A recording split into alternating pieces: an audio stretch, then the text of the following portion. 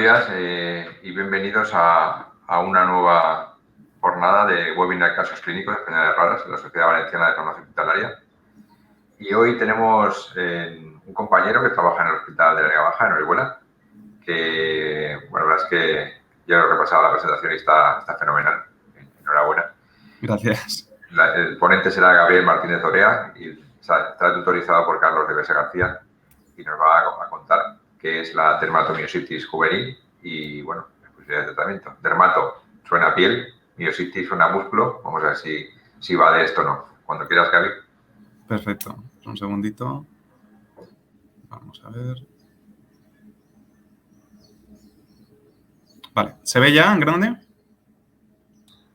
Sí, se ve. Perfecto.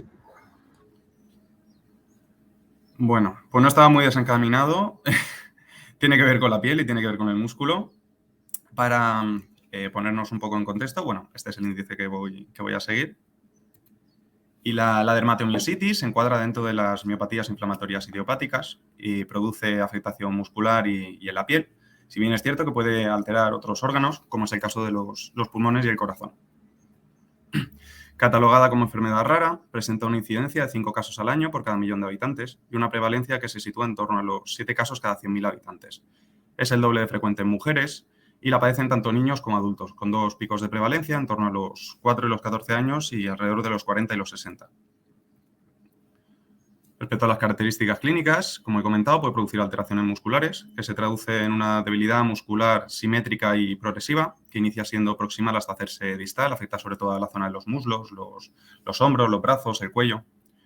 Y en la analítica lo que más llama la atención es la elevación de enzimas musculares, sobre todo de la creatinquinasa. Pasando a las alteraciones cutáneas, todas son fotosensibles. A destacar las pápulas de Gottron, un tipo de ras cutáneo que aparece sobre todo en las manos.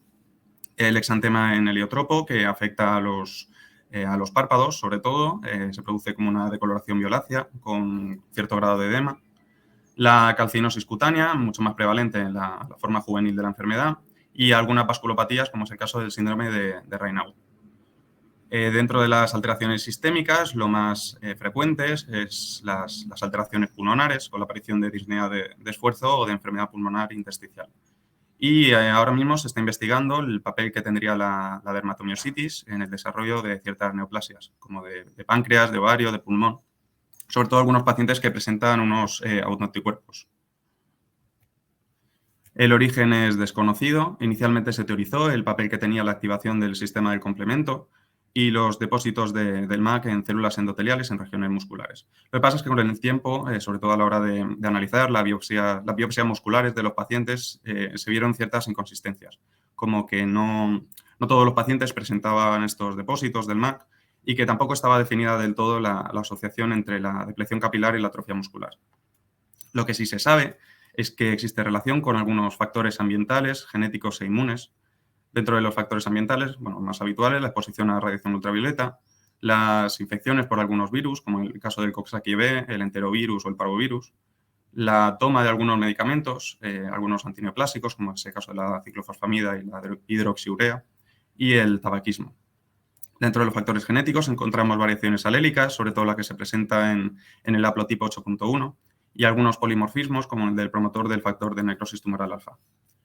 Y por último, dentro de los factores inmunes encontramos autoanticuerpos, tanto específicos como no específicos de la enfermedad, la sobreexpresión de algunas citoquinas, como es el caso del interferón tipo 1, y la activación de linfocitos B y T. En esta tabla vienen representados los principales autoanticuerpos no específicos de la enfermedad que se han visto relacionados.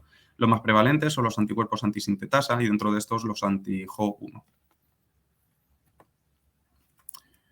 En esta tabla podemos ver los autoanticuerpos específicos de la enfermedad. A destacar los 3 primeros, el anticuerpo anti-helicasa o anti-MI2, que se ha visto que es más prevalente en la población hispana y que está relacionado con la forma clásica de la enfermedad, con la presentación de alteraciones cutáneas, debilidad muscular proximal y que suele responder bien al tratamiento.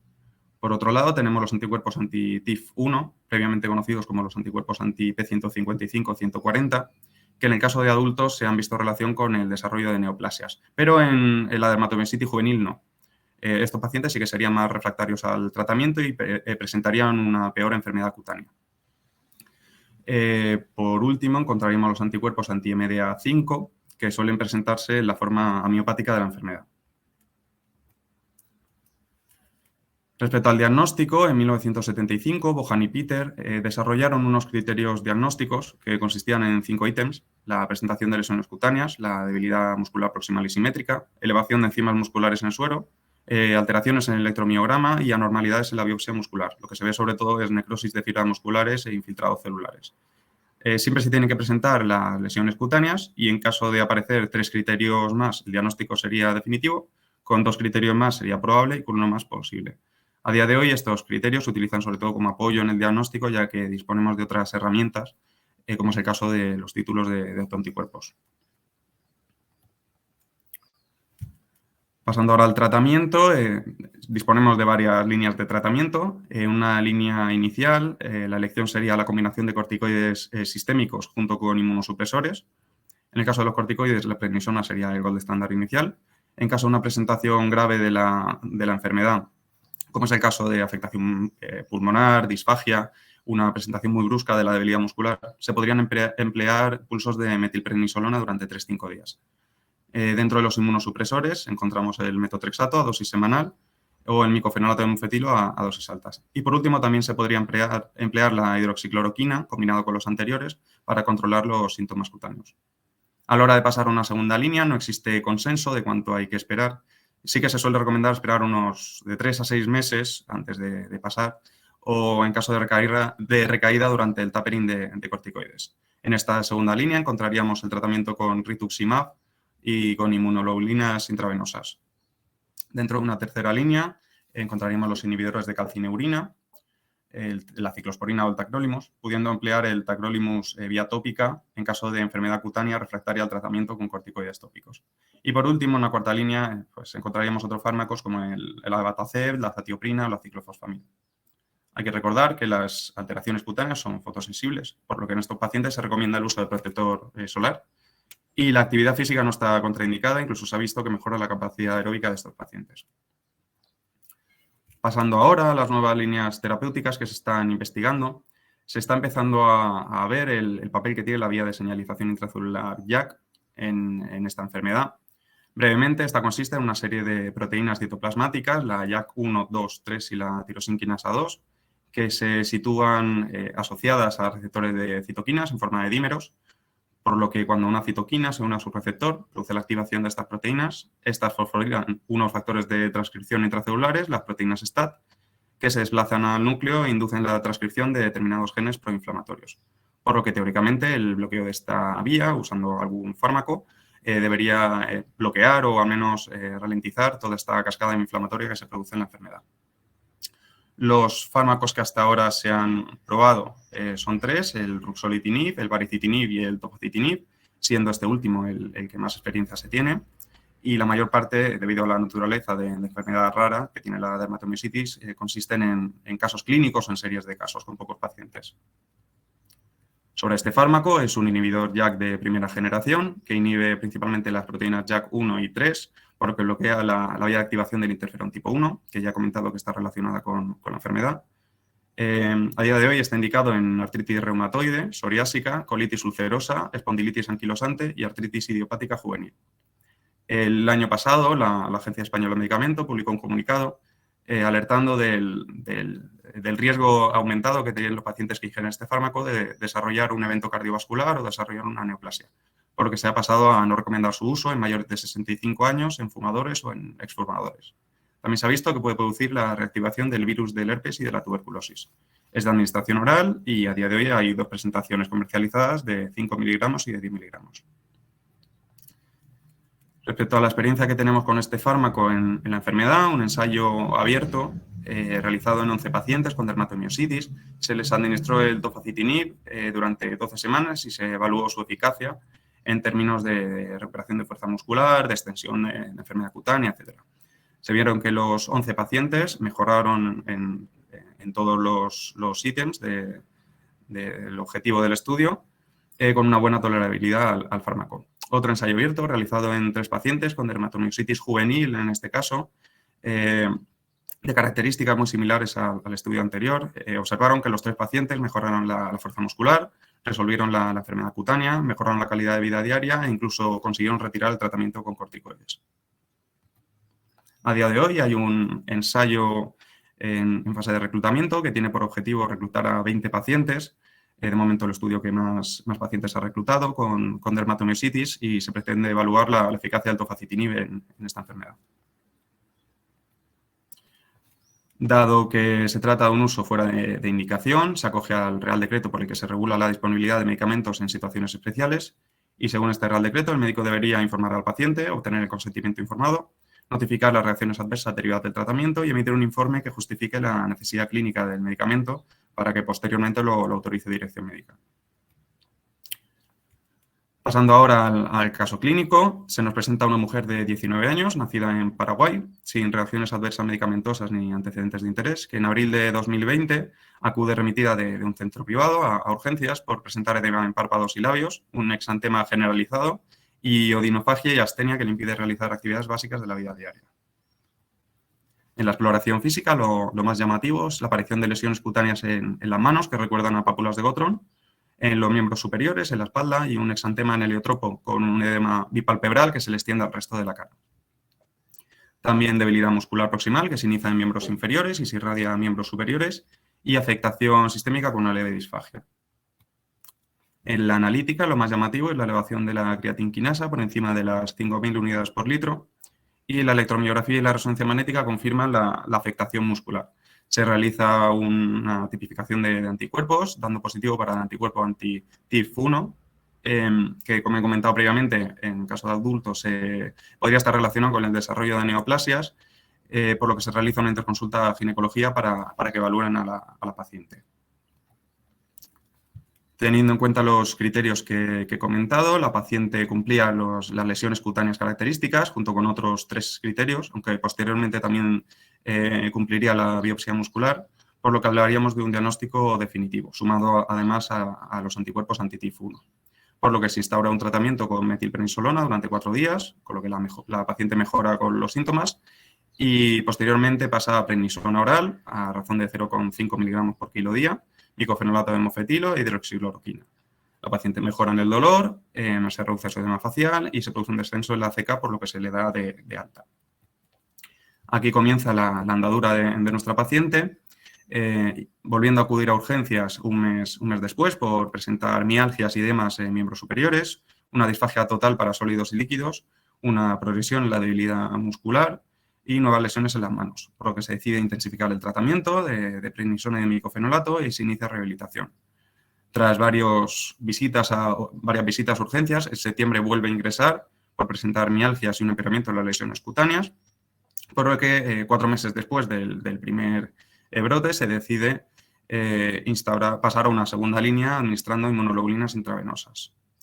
La paciente mejora en sus mialgias, pero no en las lesiones cutáneas, por lo que 2 meses después se decide intensificar el tratamiento con inmunoglobulinas intravenosas, pero debido a la falta de respuesta, un mes después, en diciembre, se decide instaurar tratamiento con rituximab y suspender el micofenolato de mofetilo. 2 semanas después, la paciente coge COVID e ingresa en el hospital hasta mediados de enero.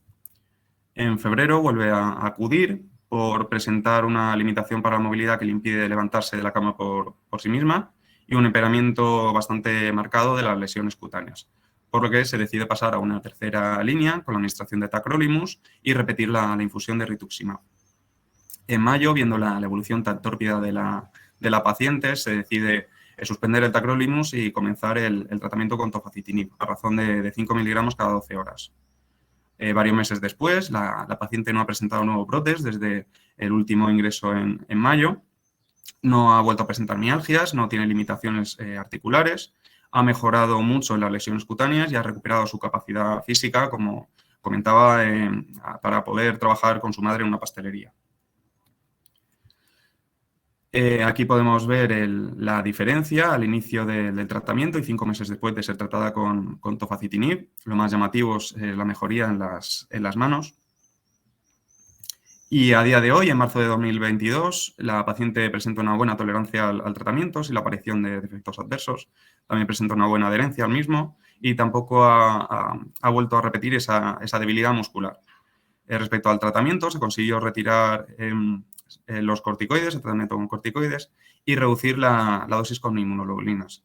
Al reducir este tratamiento con inmunoglobulinas, la paciente presentó un empeoramiento de las lesiones cutáneas, por lo que se decidió instaurar de nuevo el tacrolimus a dosis bajas, pero la idea es retirarlo. Como conclusiones, podemos extraer que la dermatomiositis es una enfermedad rara que tiene un gran impacto en el desarrollo de las actividades básicas de la vida diaria. Presenta manifestaciones musculares y cutáneas, aunque sí es cierto que puede afectar a otros órganos, y también se ha visto que tiene relación con el desarrollo de neoplasias.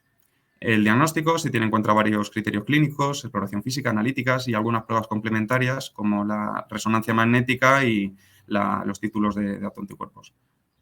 El tratamiento de elección inicial sería corticoides sistémicos junto con inmunosupresores. Se ha visto que el uso de tofacitinib es útil en pacientes refractarios al tratamiento y creo que es importante seguir investigando el uso de estos inhibidores, ya que en pacientes con dermatomiositis.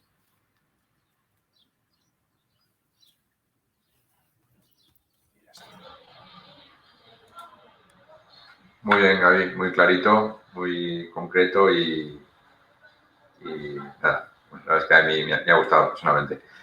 ¿Qué te iba a decir? ¿Solo tenéis este paciente? ¿Tenéis alguno más? ¿Sabéis la prevalencia? Hay otro más. Ahora mismo están tratando otro que seguramente también inicie tratamiento con tofacitinib. Me suena que nosotros tenemos uno o dos pacientes también. Sí, ¿vale? están sobre eso, lo comenté con el internista el otro día. Parece ser que tras la pandemia, parece que están habiendo más casos. No sé, evidentemente, nada sobre el papel, no se ha hecho ningún estudio que se haya demostrado, pero parece que se está, o sea, en aquellos pacientes que son más sensibles, se está activando por culpa de todo esto. Vale.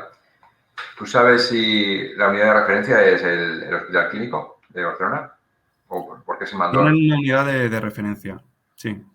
Sí. Por eso la paciente se habló y se valoró el iniciar con tofacitinib en nuestro hospital, pero sí que es cierto que se remitió en mayo de 2021 a la paciente a Barcelona para que la valorasen.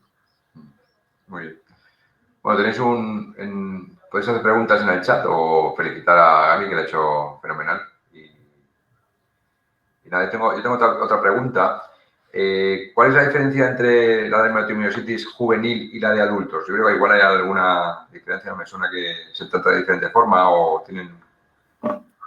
El curso es muy parecido, los dos presentan también afectación cutánea, afectación muscular, con debilidad muscular. Sí que es cierto que existen pequeñas diferencias, por ejemplo, la prevalencia de algunos autoanticuerpos, la relación que se tiene con el desarrollo de neoplasias. Con esto, por ejemplo, el caso de esta paciente, aunque estaría encuadrada dentro de dermatomiositis juvenil, sí que sería muy mayor para ser señalada como dermatomiositis juvenil.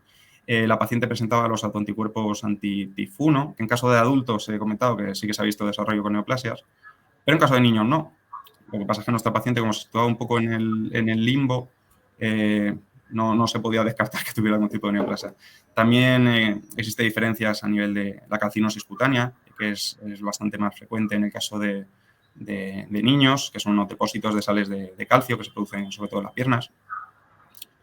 Y ya está, suelen ser pequeñas diferencias. Los niños las lesiones cutáneas suelen ser más ulcerativas que los adultos, pero poco más. Lo que es el curso de la enfermedad al final es el mismo. Vale, muy bien. ¿Y luego esta paciente tiene un seguimiento de los posibles eventos adversos? Imagino que sí, ¿no? El riesgo cardiovascular que... Sí, la paciente está en consultas, tiene citas en consultas de interna periódicamente y no recuerdo bien si era cada 6 meses, más o menos, pero sí, está en seguimiento la paciente. ¿Lo sigue interna o lo sigue reumatología o dermatología? ¿Lo sigue interna? Creo que interna. Muy bien, pues aquí hay un comentario felicitando de la sesión por parte de algún compañero y nada, si no hay preguntas, no tengo más que despediros de este nuevo webinar de casos clínicos de enfermedades raras de la Sociedad Valenciana de Farmacia Hospitalaria. Y nada, invitaros a la siguiente, que si no recuerdo mal será el primer miércoles de junio. Como sabéis, está patrocinado por los laboratorios Alexion y Kyowa Kirin, que han permitido que nos juntemos una vez o 2 veces al mes los diferentes hospitales de la Comunidad Valenciana y algún otro externo de la Comunidad Valenciana. Muy bien, pues vamos a trabajar y buenos días a todos. Hasta luego. Hasta luego.